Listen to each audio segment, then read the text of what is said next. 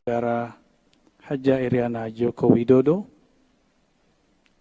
yang kami hormati Bapak Wakil Presiden Republik Indonesia beserta Ibu Hajah Wuri Ma'ruf Amin, yang kami hormati pimpinan dan anggota lembaga negara, yang mulia para duta besar dan perwakilan negara-negara sahabat, yang kami hormati para Menteri Kabinet Indonesia Maju, yang kami hormati para alim ulama, hadirin hadirat yang berbahagia.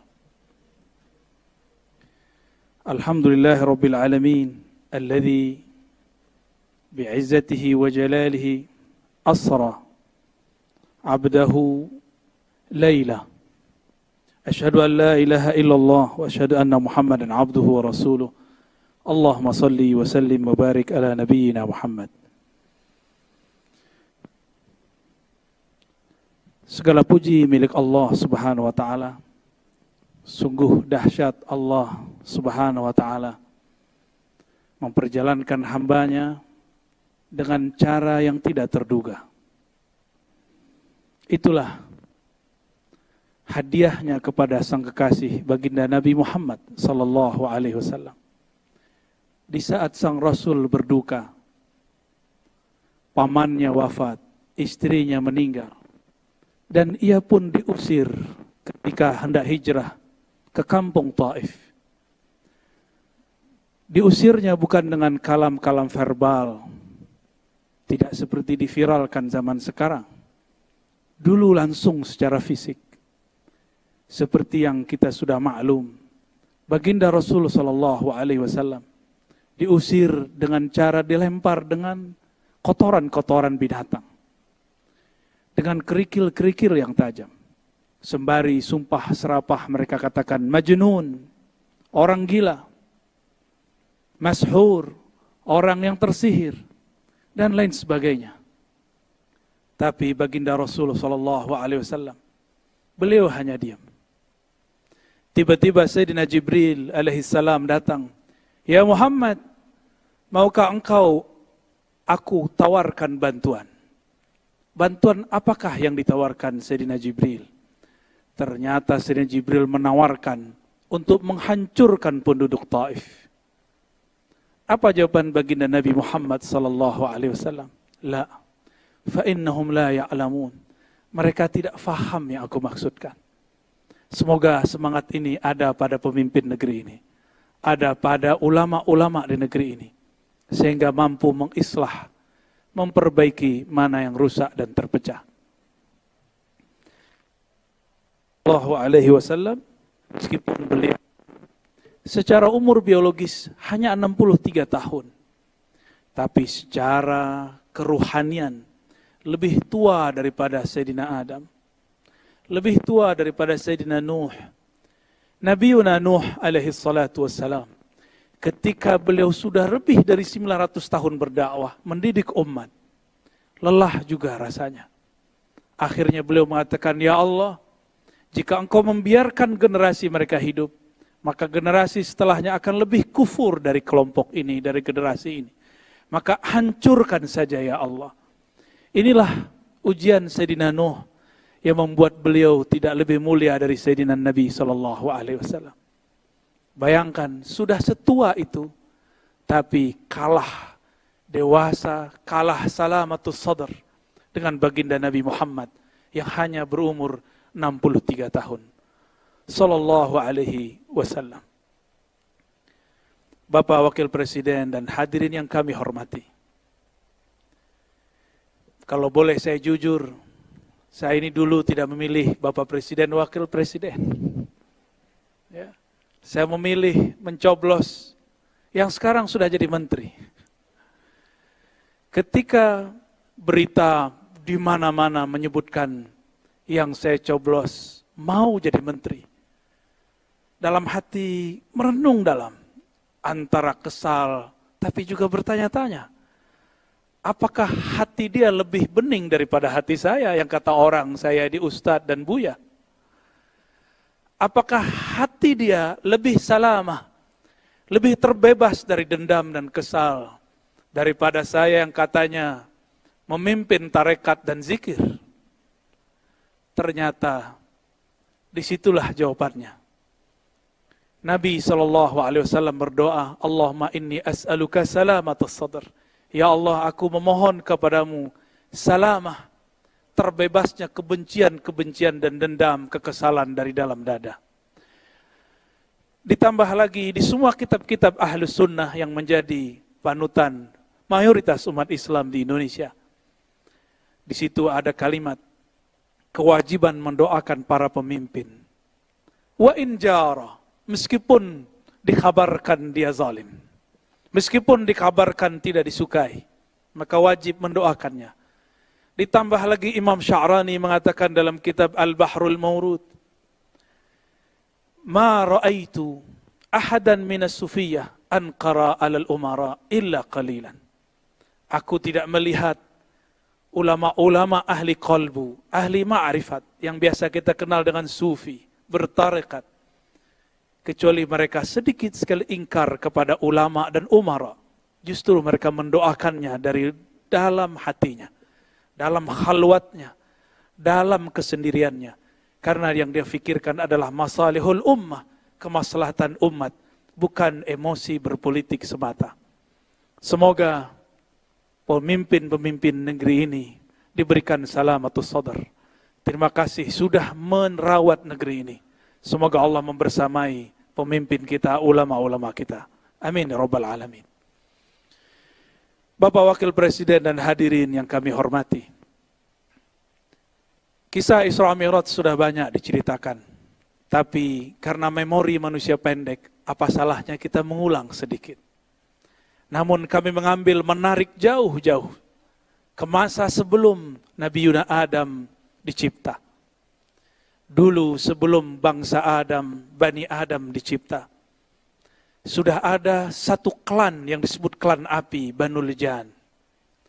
Kelompok Banul Jan ini sebagaimana disebutkan dalam Al-Bidayah wa Nihayah Imam Ibnu Katsir, adalah kelompok yang merusak di muka bumi.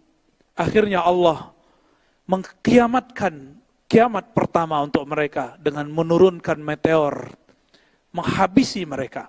Bangsa api dihabisi dengan batu api. Jadi cerita ini bukanlah dongengan Darwin, cuma sayangnya Darwin agak cocok logi.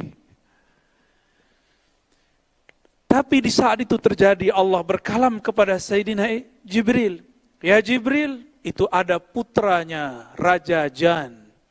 Ambillah dia, didiklah dia, ajak dia mi'raj ke langit-langitku. Sampai Allah kemudian izinkan dia mempelajari semua zikir-zikir malaikat-malaikat di langit, alam malakut, alam jabarut, bahkan sampai kepada alam surga. Maka tiada dari makhluk apapun di muka bumi dan di langit, bahkan di surga, yang zikirnya lebih banyak daripada anak yang bernama Ahyas, yang kemudian diberikan nama malaikat Azazil. Dia bukanlah malaikat, tapi sepangkat, sederjat dengan malaikat Azazil. Azazil ini pun bersuluk, berkhalwat, latihan kerohanian 18.000 tahun sebagaimana disebutkan oleh Imam At-Tabari. Tapi ujian mulai diberikan. Sebanyak apa pemberian, sebanyak itu jua ujian. Sekarang ahli zikir diuji. Sekarang yang suka bertakbir diuji. Sekarang yang suka bertahmid diuji. Azazil namanya. Disuruh ia sujud kepada orang yang dicipta dari tanah yang diinjak-injak. Selama ini Azazil alias Ahyas yang kemudian bernama Iblis, dia menginjak-injak tanah, harus sujud kepada Adam yang tercipta dari tanah. Inilah ujian pertama bagi Azazil. Apa kata dia? Asjud liman khalaqta min tin. Apakah aku sujud? Apakah pantas bagiku sujud kepada orang makhluk yang kau cipta dari api, sedangkan aku tercipta daripada yang kau ciptakan dari tanah, sedangkan aku tercipta daripada api. Azazil mulai rasis. Azazil mulai mempermasalahkan suku. Saya suku api, Saya lebih mulia daripada suku tanah. Hati-hati, kadang-kadang orang beragama sudah soleh, sudah lama baca kitab, sudah lama berzikir. Seperti Azazil, 18.000 bersuluk di alam Jabarut, alam Malakut sampai ke surga sana. Tapi ternyata dia terjebak dan mengatakan, aku seorang Adam. Lebih baik dari zikirnya. Bahkan lebih baik daripada semuanya. Ternyata ketika kita urai, dan ini jarang diurai oleh ahli tafsir. Ketika Allah menawarkan, mengabarkan, inni ja'ilun fil ardi khalifah. Aku akan menciptakan, menjadikan seorang khalifah di muka bumi. Ternyata ada 2 kelompok malaikat yang berkomentar. Ini dipisah dengan lafaz waw. Yang pertama mengatakan, ya Rabb, apakah engkau mencipta perusak dan pembunuh di muka bumi? Inilah malaikat-malaikat cahaya. Lain dengan malaikat api. Dia mengatakan, wanah kawanukad disulak. Kami zikirnya lebih banyak. Yang berbicara ini adalah Azazil. Yang saat itu dengan malaikat-malaikat. Bapak Wakil Presiden, hadirin yang kami hormati. Barangkali inilah ujian umat Islam di negeri ini. Tidak ada negeri dimanapun umat Islamnya lebih banyak dari negeri ini. Maka negeri ini pun paling soleh. Paling banyak baca yasinnya. Paling banyak baca tahlilnya. Jika diuji dengan kalam-kalam yang tidak berkenan, apakah akan nanti mengatakan hal yang sama dengan Azazil dahulu kala? Inilah pendek ceritanya, akhirnya Azazil diusir. Diusir dari surga, dan Allah mengatakan, apakah kamu minal alin? Apakah kamu bangsa yang sangat tinggi? Dengan itulah bergantilah Azazil dari nama mulia Azazil sebagai khazinul jannah, penjaga surga, menjadi iblis yang dijauhkan dari jalan kebenaran. Lain ceritanya dengan Nabi Muhammad sallallahu alaihi wasallam. Beliau sebelum diangkat ke langit, dimasukkan ke surganya, Allah membersihkan jantungnya, dadanya 2 kali. Tidak ada ini dalam sejarah Azazil. Allah bersihkan kolbu Nabi ketika dia berumur 7 tahun. Allah bersihkan kembali ketika hendak naik pada malam itu, malam 27 Rajab. Barangkali inilah saatnya kita mengambil pelajaran. Inilah perbedaan abadi antara mi'raj ruhaninya iblis dengan mi'raj ruhaninya Nabiullah Muhammad sallallahu alaihi wasallam. Apakah itu? Azazil spiritualnya dinaikkan tapi belum dibersihkan jiwanya. Sedangkan Nabi Muhammad sallallahu alaihi wasallam sebelum dinaikkan, nafsiyahnya, keegoannya dibersihkan. Maka bertambah pengalamannya, bertambah kekayaan rohaninya, tidak bertambah sombongnya. Maka jika hendak memajukan negeri ini, jika hendak ingin meningkatkan negeri ini, mari kita bersihkan kolbu ini dari semua kebencian. Mulai malam ini, tidurlah dalam cinta. Cinta Allah subhanahu wa ta'ala. Bukankah Allah sering menyindir kita dengan bismillahnya, bismillahirrahmanirrahim. Kalau orang dulu menyebut, kok Allah cerewet sekali? Kok diulang-ulang kata Rahman dan kata Rahim? Tiada lain, tiada bukan. Supaya kita mengambil pelajaran dari sana. Inilah yang dikatakan oleh Nabi SAW sebagai hadis penutup yang kami baca pada malam ini. Diriwayatkan oleh Imam Al-Hakim At-Tirmidzi. Apa kata Nabi SAW? Inna lillahi, sesungguhnya Allah memiliki 100 lebih wa sab'ata ashar, yaitu 117 khuluqan, akhlak atau adab. Ambillah satu saja, dakhaltul jannah, maka engkau akan masuk surga. Maka makhluk-makhluk surgawi yang ada di muka bumi, mereka yang meniru sifat rahmaniyah Allah, sifat rahimiyah Allah. Sedangkan makhluk tubuhnya manusia, di dalamnya adalah iblis, penuh kebencian, penuh kesombongan, walaupun berjubahkan jubah alim ulama, walaupun dia berpakaian pakaian orang soleh, tapi jika di hatinya ada perasaan ana khairum minhu, aku lebih suci, aku lebih baik, aku lebih berhak, maka hati-hati, itulah syayatinul insi, itulah syaitannya manusia.